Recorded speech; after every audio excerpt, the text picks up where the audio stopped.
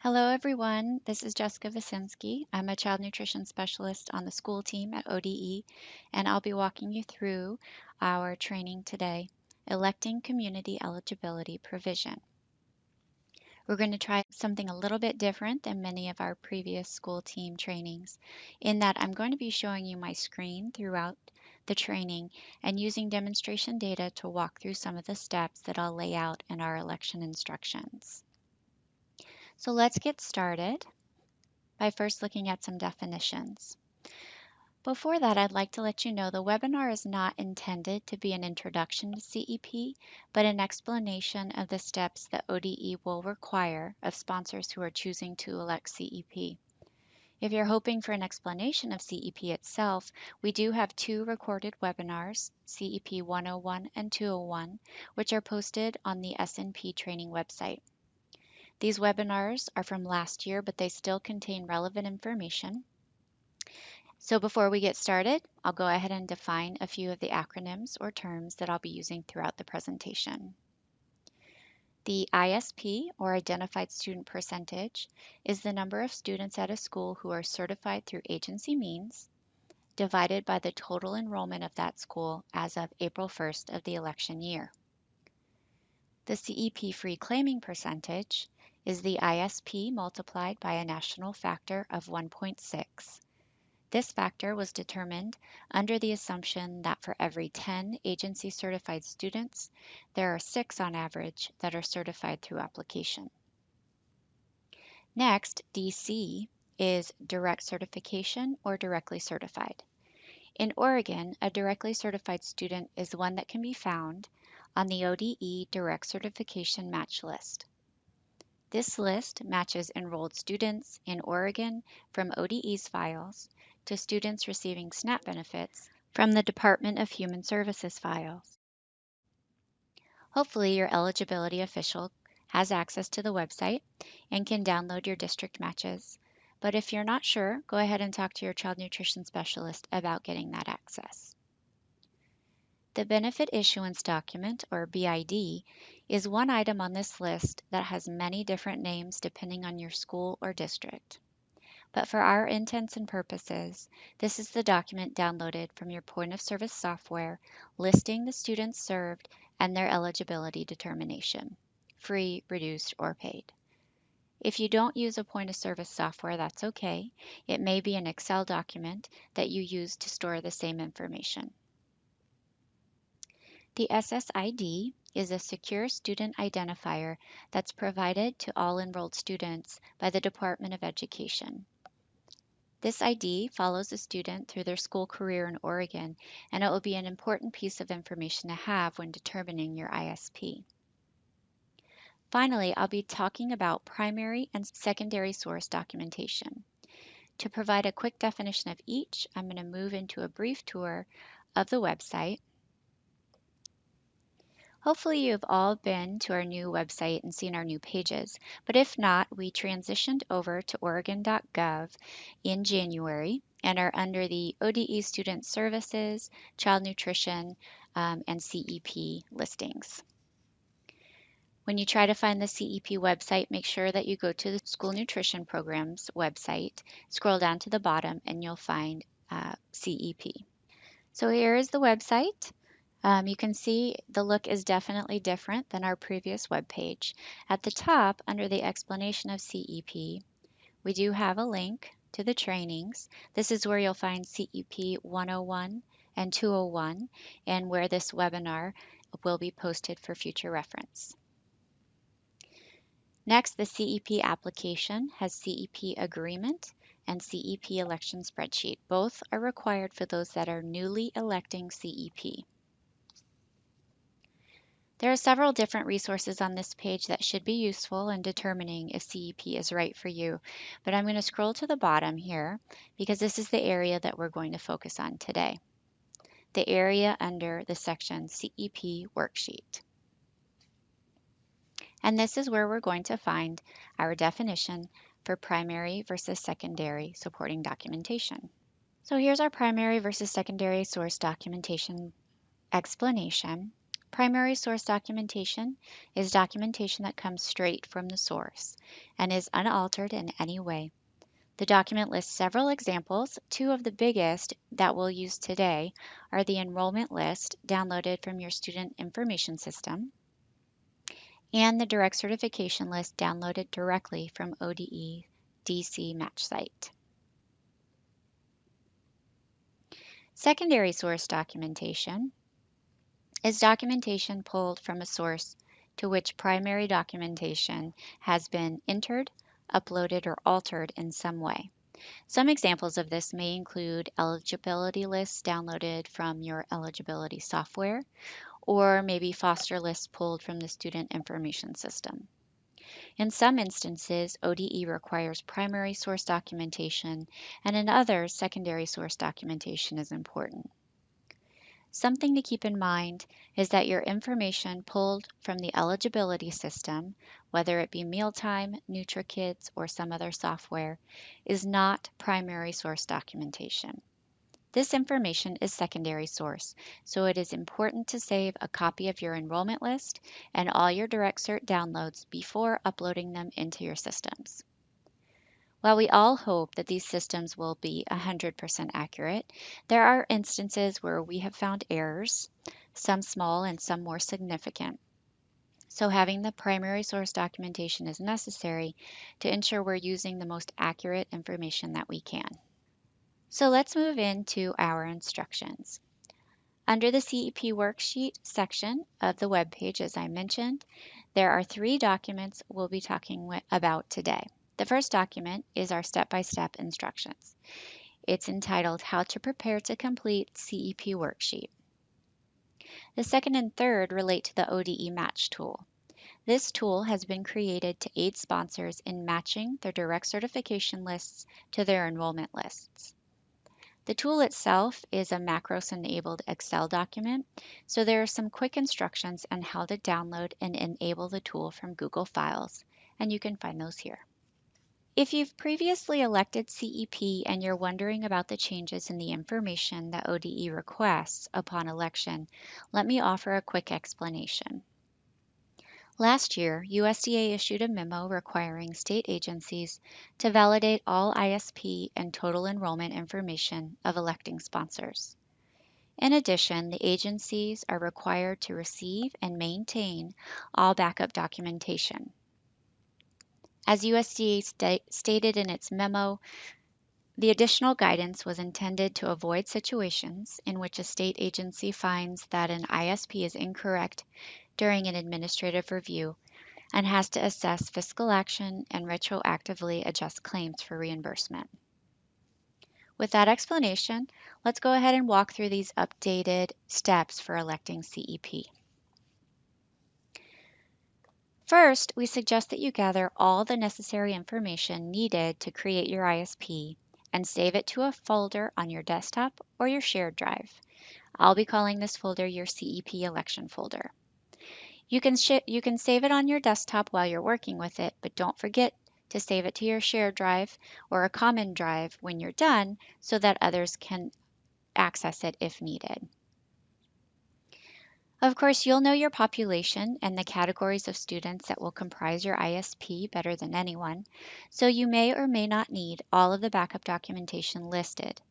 But one thing everyone will need is an enrollment list. This list must be downloaded directly from your student information system and should include the following information: student first name and last name, school name, SSID number, birth date, the district's student ID number, and student address. Your enrollment list may include additional information, but these are the categories that are most useful for CEP. Let's look at an example of the enrollment list. Here's an example of what an enrollment list may look like. If you don't have direct access to the student system, you can often connect with a registrar, student services representative, or system administrator to help you pull the information from their system. The list should be provided to you in Excel format, and must only include students enrolled on the first school day of April. Once you have your list, make sure you save it to your CEP election folder. Next, you'll want to download the direct certification list from the ODE DC webpage. As I mentioned, your eligibility official will most likely have access to the site, but if not, please connect with your specialist. When downloading your district matches, download all months from July to April at once. You can do this by clicking on July, scrolling down to the bottom until you see April, then hold down the Shift button and click on April. This will highlight all months, and you can download your matches clicking on this button here. When you click on this button, you'll receive a message that your matches will be sent to you via email. When you get the email, you'll need to enter your email address, and then you can download your match list. Here's an example of what a DC match download will look like. Remember, again, to save this download as is to your CEP election folder. While we're on the DC page, make sure that you download the non-match list for July through April as well. This list has children who may qualify for SNAP benefits through DHS, but for some reason have not matched with a specific school or district. Something important to keep in mind when using these lists is that only students certified up to the first DC download in April, which is April 3rd, will be allowed in the ISP. If a student has a certification date after April 3rd, they may not be included. You can see the certification date in this column here. Make sure to filter out any students that were certified after April 3rd. Now you'll want to gather information on migrant and homeless students. Many districts will work with both homeless and migrant education liaisons. If you're unsure whether you have a liaison or whom your liaison might be, you can try the Migrant Education webpage or the McKinney-Vento webpage. Both of these webpage addresses are listed as resources on the CEP webpage. Here is the Migrant Education webpage. You can see in the right-hand side menu, there's an MEP directory. This directory will tell you the liaison for your area or county. The McKinney-Vento webpage is part of the Oregon.gov website. At the top, you'll see a subject called District Liaison Contacts and a link for a list. This will tell you who you might need to talk to. In addition to homeless and migrant student categories, foster students may also be included in the ISP if the school has agency documentation stating that the student is a foster child. This might be a letter from DHS to the district or nutrition services, or it may be documentation provided by the foster parents to the registrar upon enrollment of that student. The only thing that it may not be is a free and reduced income application with the foster student box checked. The application does not provide sufficient backup documentation to be included in the ISP. Now, some final documentation that you might have, though we haven't seen too many districts or sites with these categories in Oregon, are the FDPIR lists, which is Food Distribution Program for Indian Reservations, Head Start rosters for Head Start students who are served at least one meal, either breakfast or lunch, through the school, or administrator applications. Applications submitted by a principal or superintendent for a student who's in obvious need for services, but who has not submitted an application or is not found on the direct certification list for whatever reason. These instances should occur very seldomly, and if they do, the principal must estimate family information as well as income information on the application and sign that application themselves.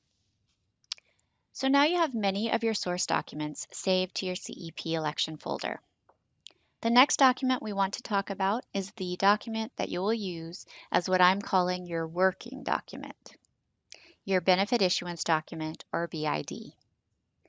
The BID is the one document that will most likely look a little bit different for each of you, but let's talk a little bit about the information that should be included. First, and most importantly, make sure that your benefit issuance document is current as of the first school day in April. You can match it to your enrollment list to make sure that no students who are not listed on the enrollment list are listed on the benefit issuance document. The source of this list may vary depending on the method of eligibility tracking at each site, but most likely you'll pull this information from your point of service software. The BID should include all eligibility categories, free, reduced, and paid, as well as student SSID, student last name, and student first name. If the student prefers a nickname or something other than their legal name, it is best practice to note this on the document as well. You'll want to include the school of attendance, the eligibility status, determination date, category, and determination method. You can see in the example the different categories we've spoken about. Keep in mind you want to make sure that you download your list into Excel to make it functional for our purposes. To make this document a working document, you'll want to add a column at the end and title it Match. This will become ODE's map for where each student's supporting documentation can be found. Our next step involves a new matching tool created by ODE. This tool will assist you in matching your district certification list to your enrollment list. To get started, you'll need to head to the CEP webpage. Again, we're under CEP Worksheet, where you will see instructions on how to access the Download Match tool. It will take you to a Google form, which you'll then need to download and enable in order to use it. Here is the link to download the Match tool itself. Again, make sure you enable content before you use the tool. Here you can see the tool. There are 3 tabs. Step 1, the blue tab, is for enrollment information. Step 2, the green tab, is direct certification information. And step 3, which is the pink tab, is our match tab. Let's get started. I'm going to use the demonstration information shown during this training to illustrate how the ODE match tool should work. So in my enrollment list, there's certain information that we need to copy and paste into the ODE match tool. I need to copy first the last name and first name of the students. I'll highlight those columns, copy. When I get to the enrollment tab of the ODE match tool, I'm going to click into cell A2, right click, and I want to paste values. Pasting values means that you are just pasting letters and numbers. You're not bringing over any formulas that may be in other spreadsheets. The paste values icon is a little clipboard with the numbers 1, 2, 3 on it. So you can see we've pasted our last name and first name. We're going to go back to our enrollment list because now we need to copy and paste our birth dates. Back to my match tool, I'm going to click into C2, right click, and I'm going to paste values. Now after I paste my birth dates, I want to enter my birth date format. This will help the tool to match birth dates and determine if there are any that are mismatched. To enter the date format for my birth dates, I'm going to enter M for month, DD for the date, and YYYY for the year. I entered it this way because in my birth dates, I can see that any months that are not double digit do not have a leading 0, such as here.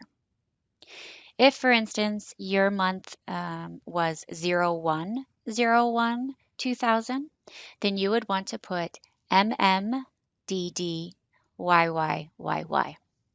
There are date examples listed here in the tool to help you. Next, we're going to copy and paste our SSID and district student ID information.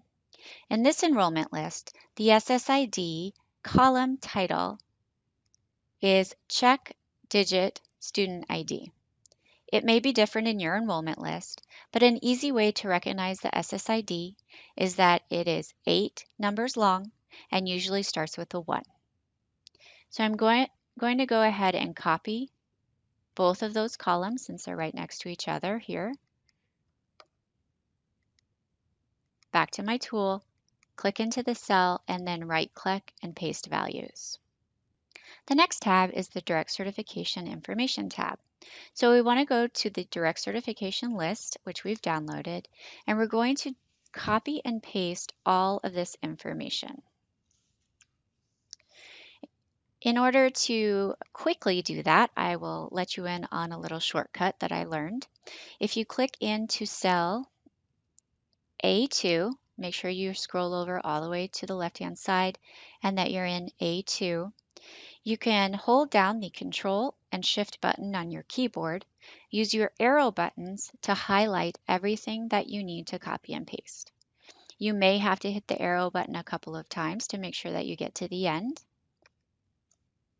So once I've done that, I'm going to copy that information, go back to my ODE Match tool, click into cell A2, right-click, and paste values. So that's it for that tab. On the Match tab, you'll see two sections of columns, one highlighted in yellow and one not highlighted. The highlighted yellow columns are where we need to copy and paste the information that we entered into our Step 1 Enrollment tab. I'm going to go back to Step 1. I'm going to copy all of that information, right-click and copy. And I'm going to go to my Match tab, click into cell A2, right-click, and paste. Once I do that, depending on the size of your list, you may see the tool working a little bit. But once it does, it will indicate any student that was on the direct certification list and the enrollment list as a match in the right-hand unhighlighted columns. You can see here in our first line, our student was on the enrollment list and also on the direct certification list. You can make sure that you matched correctly any of your birth dates, numbers, SSID, and district ID. So you can see if students were not on the direct certification list, there's nothing or no information in those columns. So this is a great tool to utilize to ensure that your direct certification names are matching your enrollment names. Go ahead and save your ODE Match tool to your CEP Election folder. Once you've done that, we're going to go back to the benefit issuance document, and we're going to indicate our matches on that document in the match column. So any students on this document that matched on our ODE Match tool, we can enter a quick note into the match column, as you see here.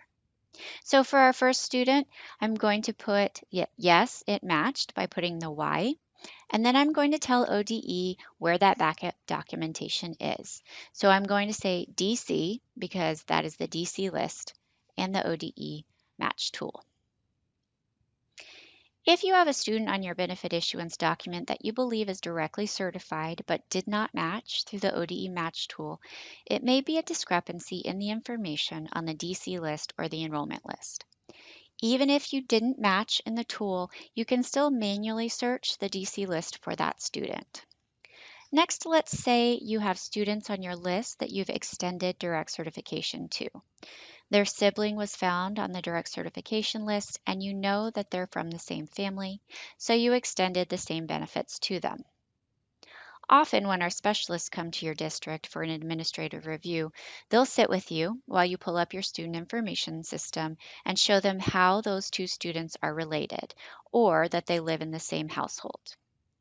Since CEP election requires all backup documentation at the time of election, we'll ask that you take a screenshot of the student information system showing any student connection for extended eligible students. In our example, you can see that Jesse Orozco was indicated as free and directly certified through extended eligibility. In order to document that that Jessie is related to a direct certified student, we want to make sure that we go into our student system and take a picture of the extended eligibility or the screenshot. So here you can see Jessie is enrolled in our school and is in fact related to Frida Pierce. You see the guardian or parents in this section and siblings in the lower section. So on our benefit issuance document, we know that Frida Pierce matched through our ODE match tool as directly certified. So we'll indicate that yes, we have backup documentation, we have our screenshot, and if you've never saved a screenshot before, what you'll want to do is when you're on the screen, press the control button down, and there should be a print screen button on your keyboard. It's usually abbreviated PRTSC. You'll hit that button, then open up a blank Word document, right-click, and paste. It will paste the screenshot that you just took a picture of. If you have several extended eligible students, I would definitely suggest pasting all screenshots into one continuous document rather than to have to save several documents. On your benefit issuance document, you can indicate in the match column that yes, you do have backup documentation for that student. So Y, and then either extended or even better, YEXT and the last name of the student extending the eligibility. So in this case, it would be YEXT Pierce. A couple additional ways to use the ODE DC website to find students. First, we talked about downloading the non-match list to the CEP election folder. So to use this list to find students, it's best to filter the list to narrow down the options. The CEP instructions offer some great illustrations for doing just that. First, when you open the document, you're going to go to the Data tab at the top of the document, and you're going to click on the Filter button. Once you do that, you should see filter boxes open in each column heading. The boxes are gray boxes with an arrow pointing down. You want to make sure that you see the box with the arrow appear in each heading column. If you don't, you have filter boxes in one column or few columns and not others. If you try to do that or filter, it will mismatch your information and mix everything up. So we don't want to do that. So if you see boxes in some columns and not others, go ahead and re-click that filter button. It will get rid of those boxes. You may have clicked into the document accidentally. So click into one of the headings, for instance, A1, and then click the filter button, and it will put filter boxes across all headings. So if you want to filter, the best option to begin your filtering is either by city or by zip code, where your student population generally resides. So keep in mind if you're doing by city, the list is based on data that's entered by hand, so you may find some spelling errors. Do your best to pick the cities that best fit your needs. Once you've done this, you'll notice that all your other entries will disappear, so they've basically been filtered out. Now, using the smaller set of data, you can search by student name, either using the Find and Select button in the options at the top of the document, or by clicking Control F, where a Find button will actually pop up. Search students by either first name or last name. And when you find matching students, make sure that you validate those students are part of your enrollment by checking the address, birth date, age, guardian names, or any other information that you have. When it all checks out, you'll want to highlight that row in the non-match list in yellow and indicate on your benefit issuance document that yes, you have backup documentation for that match and it was found on the non-match list. So in our benefit issuance document, you can see here that Angela Bassett was matched and was found on our non-match list.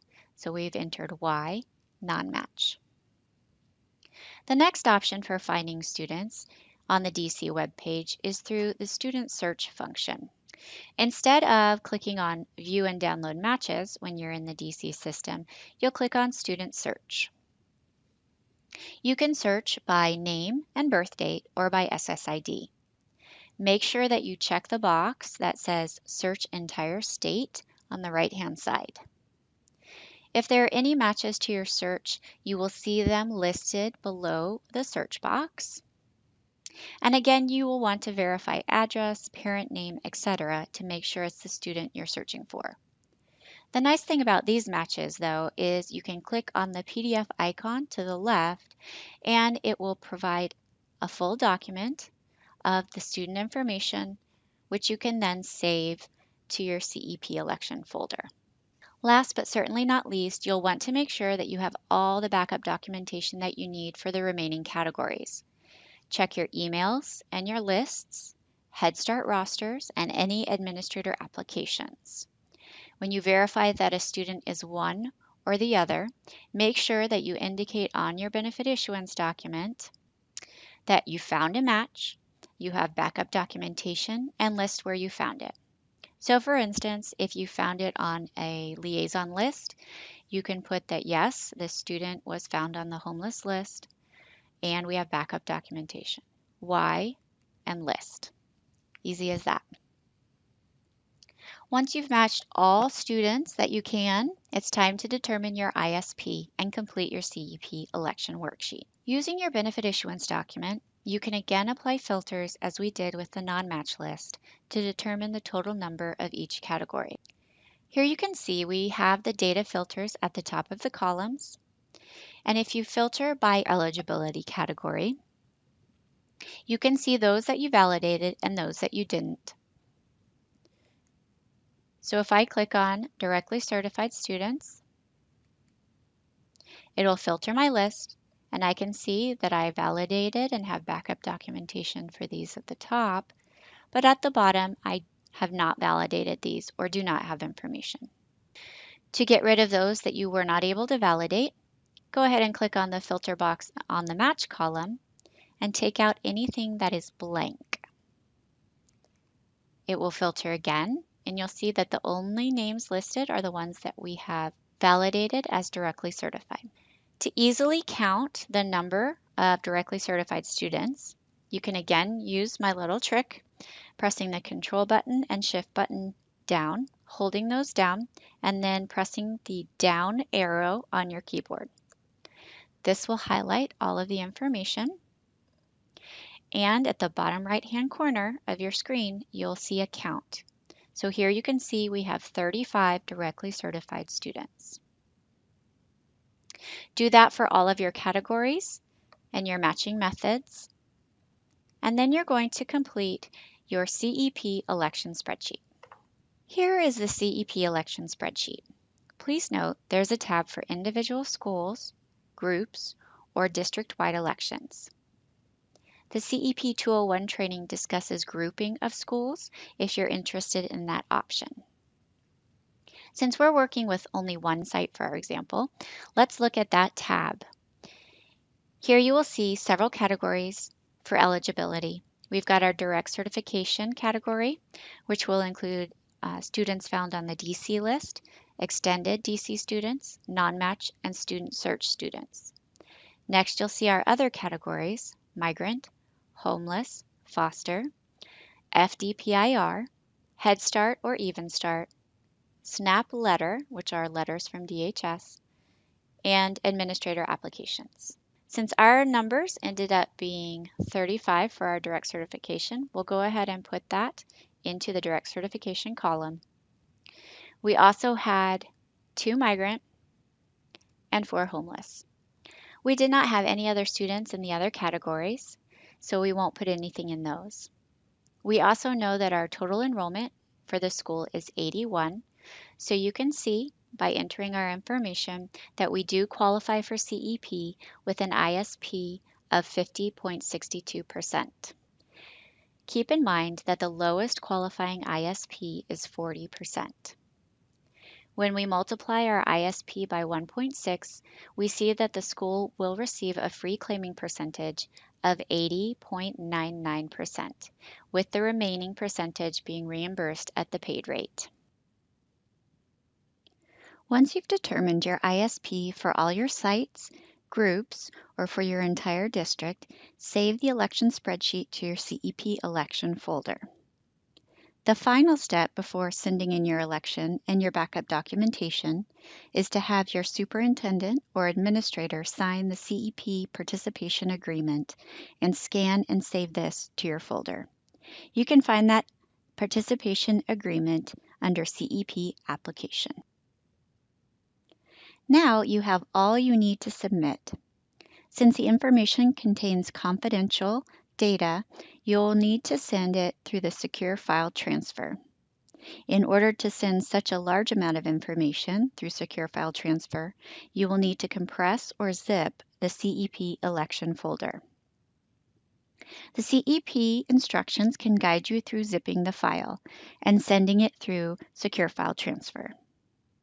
You'll see here all of the information that is needed to elect CEP, backup documentation, as well as the election spreadsheet. There's also instructions on how to zip your CEP election folder.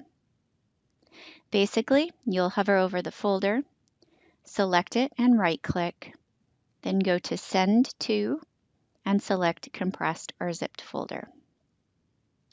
Once you've done this, you'll see the folder with the same name, CEP Election, but you'll see a zipper icon on the folder. This is your zipped or compressed folder. This is the file that you'll select when you secure file transfer your information to ode.schoolnutrition@state.or.us. There are secure file instructions listed in the step-by-step CEP instructions as well. This completes our training, Electing Community Eligibility Provision. If you have any questions, please make sure to contact your child nutrition specialist.